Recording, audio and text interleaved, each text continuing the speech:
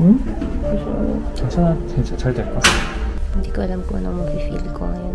Parang hindi pa nagsisink in sa akin. I don't think kaya kong gawin lahat ng to. Sana deny siya, please. Ayaw ko mamatay.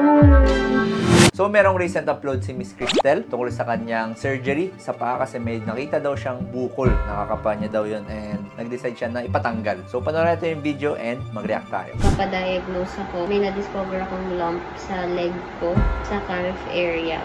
So, ultrasound ako. Ito yung result.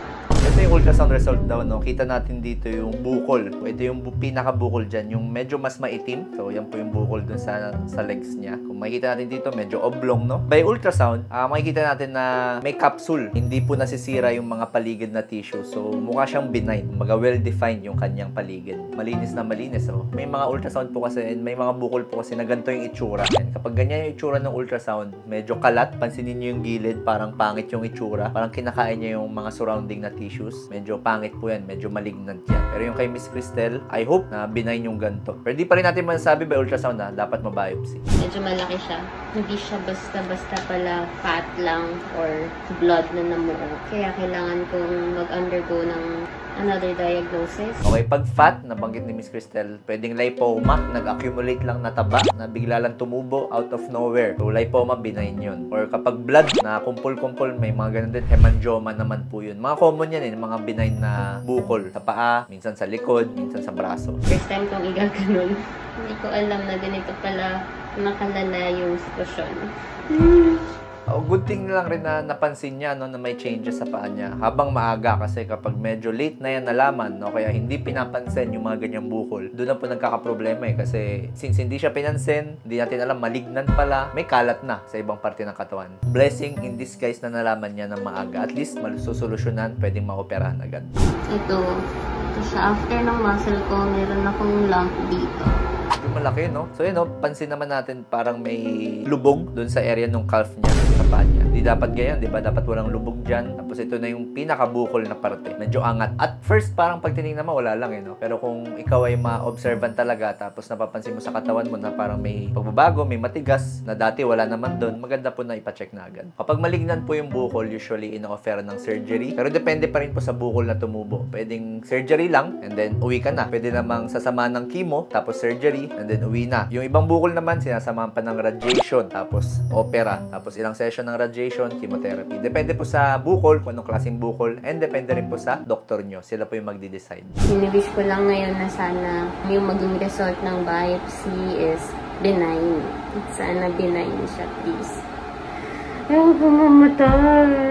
Very important po yung step ng biopsy. Yung tutusukin tapos sisilipin sa microscope kung benign or malignant. Kasi doon po nakadepende kung anong next step na gagawin sa inyo. Kasi kapag benign yan, most likely, opera lang, tapos uwi ka na. Pero kung malignant yan, i-investigan pa po yung buong katawan mo. Kasi kapag malignant, remember, kumakalat yan sa ibang parte ng katawan. Baka meron ka sa brain, baka may tubo rin sa baga mo, sa atay mo. Medyo malaki-laking karayom po ito. No? Ito yung pang biopsy na ginagamit ng mga doktor para makakuha ng sample. Tapos ito yung para sa anesthesia to, I think. Tapos ito yung gloves. Mabilis lang naman yan na procedure, yung biopsy. Kasi mababaw lang nasa may paa niya lang. So, kapaka-para ng onte, tapos tusok. Yung iba ginagamitan ng ultrasound, yung iba doktor hindi na. Ayun na po yung sample, no? Ayun, maliit lang, tuldok lang. Mas maliit pa po sa butil ng bigas. Tapos yung sample na yun, ipapadala po sa laboratory para titingnan ng mga doktor doon sa laboratory kung kamusta. Schwannoma. Ayan, sabi pa rin dito, schwannoma tumors are often benign, correct? Which means they are not cancer, correct? But in rare cases, they can become cancer. Okay, medyo hindi common, no? Yung schwannoma sa paa. Usually, ang schwannoma nakita ko yun sa mga cases ko before sa loob ng ulo, head and neck, katabi ng brain, dito sa may tenga. Tinatawag nating vestibular schwannoma. Yan yung mga common Itong schwannoma sa paa, never pa ako nakakita niyan. Ang schwannoma po kasi nanggagaling yan sa mga nerves. Anywhere na parte ng katawan mo na merong nerve or may ugat, pwede tubuan ng schwannoma. So, simula ulo hanggang paa. Good news po kay Miss Cristel kasi benign yan. Hindi po yan cancer, wala po yung kalat sa ibang parte ng katawan. Most likely, o-offer na lang siya ng surgery para tanggalin. Or yung ibang doktor, nag-o-offer ng monitoring. Pag monitoring, baka meron ka lang regular na follow-up or regular MRI para makita kung nagbabago yung sukat ng bukol.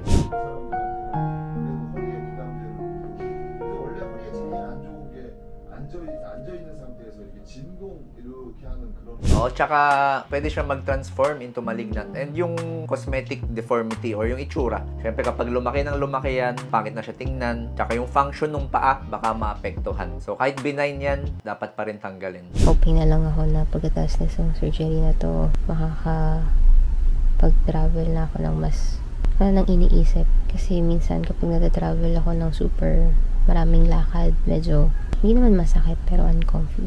At saka yun nga daw, kailangan din siya tanggalin kasi may tendency lumaki.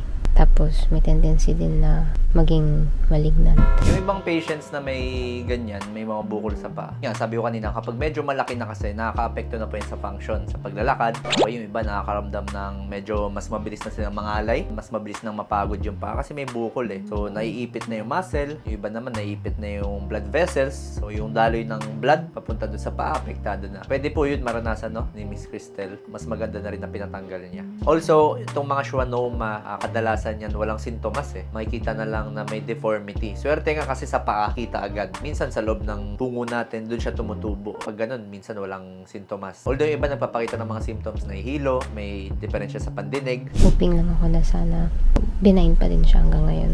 Kasi pagkaalis, pagkatanggal nila ng tumor, dun pa lang nila ulit iba-biopsy. So, may another biopsy. Okay, I think iba-biopsy ulit siya. Kadalasan kapag inooperahan po ng mga bukol, kailangan ulit yan i-biopsy. Papadala po ulit yan sa laboratory kung kamusta yung findings doon. Kasi nga, yung iba nagtatransform into malignant. Kapag nalaman na malignant doon, baka po meron pang ibang ipagawa sa inyo. Kami po mga doctors nagbibigay lang ng recommendations sa inyo kung anong dapat gawin sa mga bukol nyo. Depende pa rin sa pasyente. So, ba niya ipatanggal agad or pag-isipan muna, mag-contemplate muna, i-monitor muna yung size kung lumalaki or hindi nagbabago. And then, kapag nakapag-decide na po yung patient, pwede po siya bumalik sa doktor niya and sabihin niya, Dok, tanggalin na po natin. As long as benign. Kapag malignant, syempre mag-iiba po yung kaso niyan. Mas magiging stricto po yung pagtanggal. General, madali lang naman po itong, hindi naman sa madali, pero isa to sa mga, kumbaga less ang complications ng mga gantong kaso. Kasi sa paa lang naman and benign lang. In general, magiging maganda pong resulta kapag ganito yung type ng operation niyo. 걱정됩니다.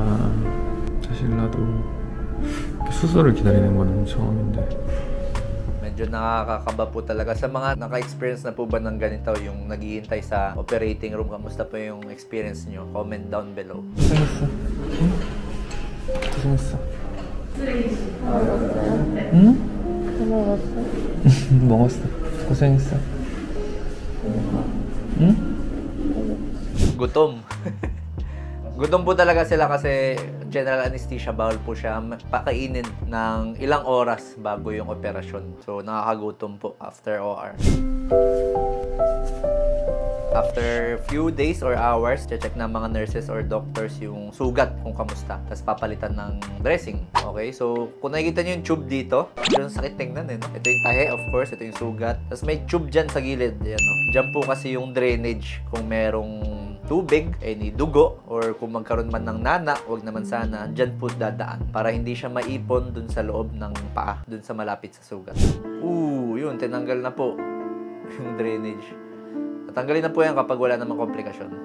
I've started to feel better. I eat normally na. But most especially, it's because of the people who cared for me. Mukhang okay naman po si Miss Cristel, no? Naging okay operasyon niya, tanggal yung bukol. Benign, I think, yung post-op biopsy. Sana benign. Hintayin na lang po gumaling yung sugat and hoping na maging okay yung healing niya na hindi magkaroon ng mga keloid kasi syempre celebrity si ma'am para yung cosmetic appearance. And of course, pinaka-important yung function ng paa, ma-preserve. Dok, saan po nakuha ang schwannoma? Again, may mga karamdaman po tayo minsan na hindi natin alam kung saan ba talaga nanggaling. So, isa yung schwannoma dyan. Yan yung tinatawag nating sporadic. Wala sa family. Walang family history. Wala kang bisyo. Okay ang lifestyle mo. Pero bigla ka nagkakaroon. Although sa some instances, some cases, merong mga genetic defect. Pero in general, sporadic sila. Ibig sabihin, unknown. Hindi natin alam kung saan nanggaling. Dok, ano po mga sintomas ng schwannoma? Again, sabi ko kanina, ang schwannoma, pwede yan tumubo kahit sa parte ng katawan mo na merong nerve. So, kung sa brain tumubo, sa mga cranial nerves mo, of course, makakaramdam ka dyan ng headache, lahat ng related sa brain.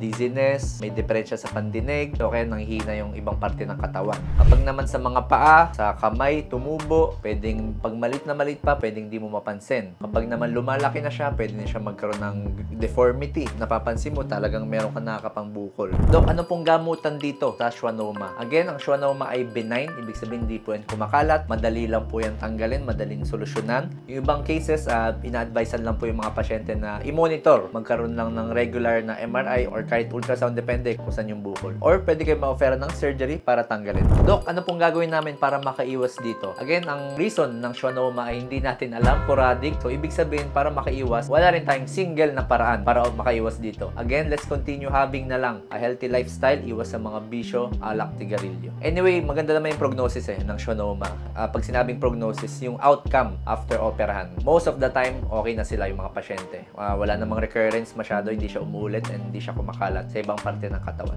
Kung meron kayo tanong, comment down below, and kung nag-benefit ka sa video na to, please follow my social media pages. To Miss Cristel, hoping to your faster recovery. Thank you for sharing your story.